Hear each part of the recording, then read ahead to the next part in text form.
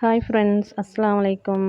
Welcome back to my channel. இன்றைக்கு ஒரு இன்ட்ரெஸ்டான video உங்களோட பகிர்ந்துக்க போகிறேன். என்னென்னா, உங்களுக்கு வீட்டில் இந்த ஹோம்மேட் சாக்லேட் செஞ்சு கொள்ளையிலும் எப்படினாலும் சின்னவங்க முதல் பெரியவங்க வர விரும்பி சாப்பிடக்கூடாது அந்த சாக்லேட். அவங்களுக்கு கடையில் வாங்குறத விட வீட்லேயும் செஞ்சு கொள்ளையிலும். கடையில் வாங்குகிற சாக்லேட்டுகளில் வந்து எவ்வளோ வகையான கெமிக்கல் கலந்துருக்குது. ஆனால் நான் வாங்கணும்னு சொல்லலை, நீங்கள் வாங்கினாலும் பிரச்சனை இல்லை. நாங்கள் வீட்டில் செஞ்சு கொடுத்தா ஆரோக்கியமாக இருக்கும், நல்ல டேஸ்ட்டாகவும் இருக்கும். வாங்க எப்படி செய்யுதுன்னு பார்ப்போம். நான் இன்றைக்கி வந்து பீனட் இந்த வேர்க்கடலை தான் டோஸ்ட் பண்ணி எடுத்துக்க போகிறேன். இப்போ இதை வந்து உங்களுக்கு ஒரு ஃபேனில் போட்டு சூடாகினதும் ஃப்ளேமை குறைச்சி வச்சுக்கோங்க. அந்த சூட்டில் வந்து நீங்கள் எப்படி ரோஸ்ட் பண்ணி எடுத்துக்கோங்க. ரோஸ்ட் பண்ணச்சால அது அந்த தோல் பகுதியெல்லாம் நல்லா கலண்டே வந்துடும் அதுலேருந்து. இப்போ இதை எடுத்து நீங்கள் ஒரு காட்டன் துணியில் போட்டுக்கோங்க.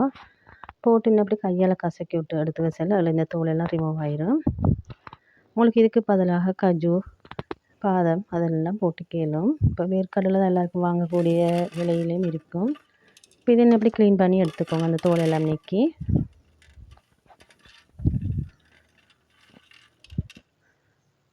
எல்லாம் நீக்கி எப்படி எடுத்த பிறகு நீங்கள் இதை அப்படி எடுத்து வச்சுக்கோங்க.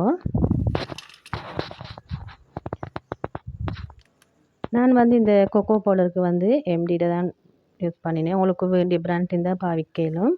ஒரு ஃபேன் எடுத்துக்கோங்க. அந்த ஃபேனில் ஒரு கப் சுகர் ஆட் பண்ணிக்கோங்க. ஒரு கப் சுகருக்கு வந்து நீங்கள் ஒரு கப் வாட்டர் ஆட் பண்ணிக்கணும்.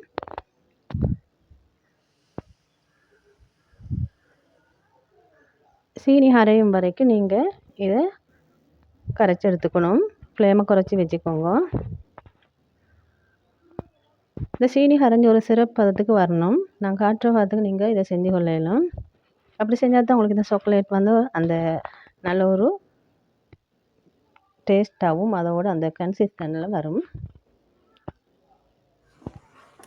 இப்போ சீனியெல்லாம் கரைஞ்சிட்டுது. இன்னும் இதோட பதம் இன்னும் சரியாக வரல. ஒரு 10 நிமிஷம் மட்டும் எப்படி நீங்கள் இதை காய்ச்சி எடுத்துக்கணும். இப்போ கரைஞ்சி வந்துட்டுதுன்னு இப்போ நல்லா இப்படி பபிள்ஸ் எல்லாம் வரணும். இந்த சீனி பாகில் நல்லா திக்காகி வந்துச்சு. இப்படி ஒரு கம்பி பதம் மாதிரி வரணும். நான் கையில் ஆட்டுற மாதிரி அப்படி ஒரு நூல் மாதிரி இழுபடணும். மிச்சம் கம்பி பதம் ஆக்கிற வேணும். ஏண்டா இல்லாட்டி நல்லாவே உங்களுக்கும் அந்த சாக்லேட் வந்து இப்போ இதெல்லாம் மாறின பிறகு நீங்கள் ஒரு கப் வந்து மில்க் பவுடர் சேர்த்துக்கோங்க. அதோடைய 1/4 கப் சாக்லேட் பவுடர். நீங்கள் வந்து இந்த ஃப்ளேமை ஆஃப் ஆக்கிடணும். ஆஃப் ஆக்கின பிறகு தான் போடணும். இல்லாட்டி உங்களுக்கு இந்த சாக்லேட் வந்து நல்லாவே கெட்டியாயிரும். இதோட ஒரு டேபிள் ஸ்பூன் மாதிரி பட்டர் சேர்த்துக்கோங்க.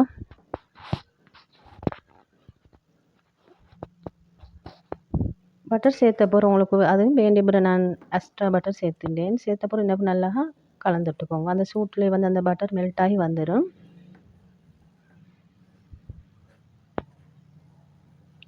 இந்த சாக்லேட் நீங்கள் செஞ்சு பிள்ளைகளுக்கு வீட்டில் கொடுத்து பாருங்க. உண்மையிலே கடையில் வாங்குகிற போல இருக்கும். அதோடைய நான் வந்து இந்த பீனட் சேர்த்துட்டேன், வேர்க்கடலை எல்லாம் சேர்த்த போகிற இதெல்லாம் நல்லா கலந்துட்டுக்கணும்.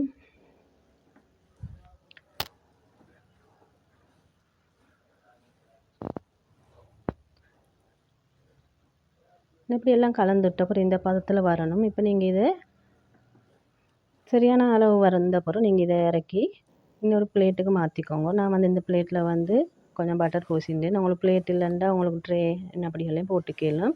இன்னப்படி இதில் பிளேட்டில் போட்ட டைமுக்கு இந்த பதத்தில் இருக்கணும். இந்த கொக்கோ பவுடர் எல்லாம் மில்க் பவுடர்லாம் கலந்து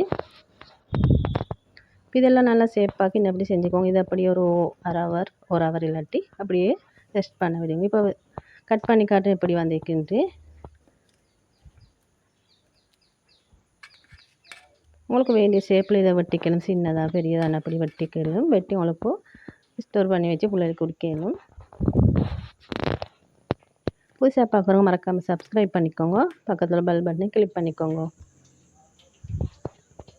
இதே சாக்லேட் இப்படி தான் வந்துச்சு. இதெல்லாம் கட் பண்ணி எடுத்த பிறகு இதை நான் பிள்ளைகளுக்கு கொடுத்துட்டு மீதம் உள்ளத்தை ஃப்ரிட்ஜ்லேயும் வச்சுட்டேன். இப்போ 2 நாள் வந்து ஈவினிங் மட்டும் நல்ல மழை இருந்துச்சு. அப்போ என்னுடைய பூவாசெல்லாம் இந்த சும்மா காஞ்சி போன மாதிரி இருந்துச்சு. என்னென்னா அந்த தண்ணி நாங்கள் எவ்வளோ ஊற்றினாலும் மழை பெய்த மாதிரி இல்லை. அதெல்லாம் அப்படியே எடுத்து வெளியில் வச்சுட்டு அந்த மழை தண்ணி குளிர்ந்து அந்த வாசலில் உள்ள அந்த செடிகளெல்லாம் நல்லா அழகாகவும் நல்ல செழிப்பாகவும் வளரும். எவ்வளோ தான் நாங்கள் தண்ணி ஊற்றினா மழை தண்ணி படுகிற மாதிரி இல்லை இந்த வாசலில். அப்போ அதெல்லாம் எடுத்து வச்சுட்டேன். இந்த வீடியோ இதோட முடியுது. லைக் பண்ணிக்கோங்க. Thanks for. மீண்டும் சந்திக்கும் வரை அஸ்ஸலாமு அலைக்கும் வரஹ்மத்துல்லாஹி வபரகாத்துஹு.